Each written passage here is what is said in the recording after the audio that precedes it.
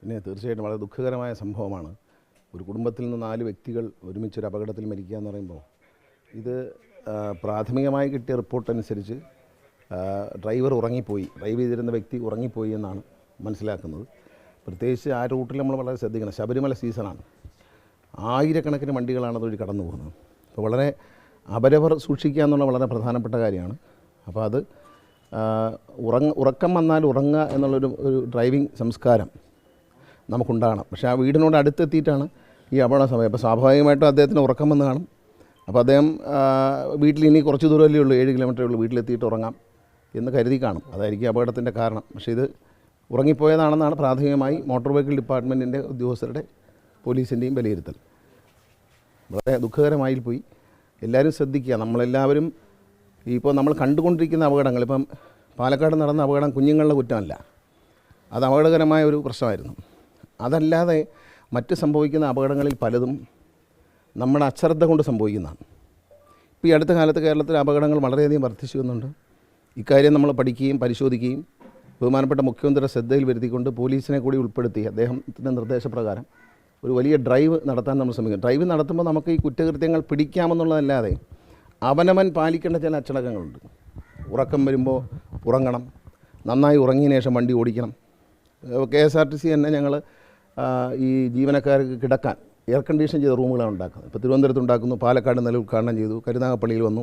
അതിൻ്റെ ഉദ്ദേശം എന്ന് പറയുന്നത് ഡോക്ടർമാരും മറ്റ് വിദഗ്ധരും നിർദ്ദേശിക്കുന്നത് ഡ്രൈവർ നന്നായി ഉറങ്ങണം, ഉറങ്ങിയതിന് ശേഷം മാത്രമേ വണ്ടി എടുക്കാവൂ എന്നുള്ള അപകടം കുറയ്ക്കുന്നതിനുള്ളൊരു മാർഗ്ഗമാണ്.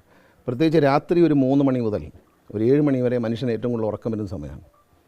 ആ സമയത്താണ് നമ്മൾ ഏറ്റവും വാഹനം ഓടിക്കുമ്പോൾ ശ്രദ്ധിക്കേണ്ട സമയം.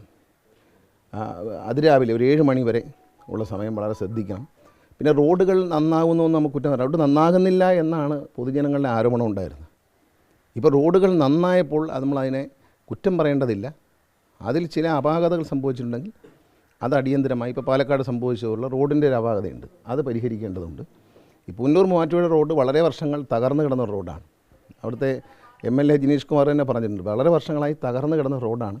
കഴിഞ്ഞ ഒരു 1.5 വർഷത്തിനുള്ളിലാണ് ആ റോഡ് മനോഹരമായി പുനർനിർമ്മിക്കാൻ സർക്കാരിന് കഴിഞ്ഞിട്ടുണ്ട്. അപ്പോൾ അതിൽ ശ്രദ്ധയോടെ ഓടിക്കുക എന്നുള്ളതാണ്. മറ്റൊരു കാര്യം എൻ്റെ ശ്രദ്ധയിൽപ്പെട്ടാലും ഞാൻ പറയാം, നിങ്ങളും ശ്രദ്ധിച്ച് നോക്കുക. ഈ 2 വരി ഇപ്പം MC റോഡ് നല്ല റോഡാണ്, ആ റോഡിൽ നടുവിലൊരു ലൈൻ ഇട്ടിട്ടുണ്ട്. പലരും വണ്ടി ഓടിക്കുന്ന ആ ലൈനിൽ കൂടെയാണ്. ആ ലൈൻ ഇട്ടിരിക്കുന്നത് ലൈനിൻ്റെ ഇരുവശവും അകന്ന് നിൽക്കാൻ വേണ്ടിയിട്ടാണ്, അല്ല ലൈനിൽ കൂടെ ഓടിക്കാനല്ല. ലൈനിൽ കൂടെ ഓടിക്കണം. നേരത്തെ ഞാൻ ശ്രദ്ധയിൽപ്പെടുത്തിയിട്ടുണ്ട്, ലൈനിലൂടെ അല്ല ഓടിക്കേണ്ടത്, ലൈനിൻ്റെ ഇരുവശവും മാറി ഓടണം. ലൈനിൽ നിന്ന് 1 മീറ്ററെങ്കിലും മാറി ഓടണം. ഇപ്പോൾ സംഭവിക്കുന്ന എല്ലാവരും ലൈനിലൂടെ വെച്ച് പിടിപ്പിക്കുകയാണ്. അപ്പോൾ ശബരിമല സീസണിൽ നമ്മൾ നോക്കിക്കഴിഞ്ഞാൽ തമിഴ്നാട്ടിൽ വരുന്ന വണ്ടികളും അശ്രദ്ധമായി ഈ ലൈനിൻ്റെ റൈറ്റ് കയറി വരികയാണ്. വളവൊക്കെ തിരിയുമ്പോൾ റൈനിൻ്റെ വലതുവശം കയറി വരികയാണ്, റോങ് സൈഡിലേക്ക് കയറുകയാണ് വളവ് തിരിയുമ്പോൾ. ഈ ലൈനിനെ അവർ ശ്രദ്ധിക്കുന്നില്ല. വളവ് വരുമ്പോൾ അവർ എളുപ്പത്തിൽ വലത്തോട്ടങ്ങ് തിരിയാണ് എല്ലാ വണ്ടികളും. അത് ചാനലുകൾ, ദൃശ്യമാധ്യമങ്ങൾ പ്രത്യേകിച്ച് അത് വീഡിയോയിലെടുക്കണം. മറ്റ് കാറുകൾ, എതിരെ വരുന്ന കാറുകളിൽ ക്യാമറ വെച്ച് ഷൂട്ട് ചെയ്ത് നോക്കിയാൽ നമുക്ക് അറിയാൻ പറ്റും. പലരും റോങ് സൈഡിലാണ് വരുന്നത്.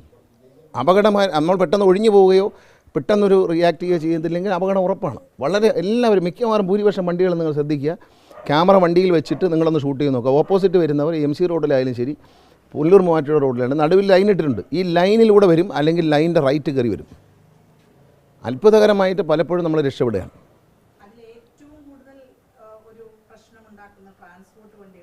അല്ല, അവർക്കും പങ്കുണ്ട്. അവർക്കും കർശനമായ ട്രെയിനിങ് കൊടുക്കുകയാണ്. പ്രത്യേകിച്ച് സ്വിഫ്റ്റ് ബസ് ഓടിക്കുന്ന ഡ്രൈവർമാർ വളരെ അശ്രദ്ധമായി വണ്ടി ഓടിക്കുന്നതായിട്ട് ശ്രദ്ധയിൽപ്പെട്ടിട്ടുണ്ട്. അവർക്ക് പരിശീലനം നൽകും. പരിശീലനത്തിന് വഴങ്ങാത്തവരെ നമ്മൾ ഒഴിവാക്കും. ഇത് സ്വിഫ്റ്റ് സർവീസിൽ നിന്ന്. സ്വിഫ്റ്റ് സർവീസാണ് ഇപ്പോൾ ഏറ്റവും കൂടുതൽ അപകടം ഉണ്ടാക്കുന്നത്. KSRTC ബസ്സുകളേക്കാൾ ഞങ്ങൾ താരതമ്യം ചെയ്ത് നോക്കും. മരണം സംഭവിക്കുന്നില്ലെങ്കിലും മരണവും സംഭവിക്കുന്നുണ്ട്. പക്ഷേ മരണം സംഭവിക്കുന്ന സംഖ്യ കുറഞ്ഞിട്ടുണ്ടെങ്കിലും മൊത്തത്തിൽ KSRTCയിൽ ഉണ്ടാകുന്ന അപകടങ്ങളിൽ ഭൂരിപക്ഷവും സ്വിഫ്റ്റ് ബസ്സുകൾ ഓടിക്കുന്നവരാണ് ഉണ്ടാക്കുന്നത്. അതുകൊണ്ട് സ്വിഫ്റ്റ് ബസ്സിലെ ഡ്രൈവർമാർക്ക് ഇന്നലെ തൃശ്ശൂർ വെച്ചും കർശനമായ നിർദ്ദേശം നൽകിയിട്ടുണ്ട്. അവർ ട്രെയിനിങ്ങിന് പോവുകയും കൃത്യമായി നിയമം പാലിച്ച് വണ്ടി ഓടിക്കുകയും ചെയ്തില്ലെങ്കിൽ അവരെ ഒഴിവാക്കും.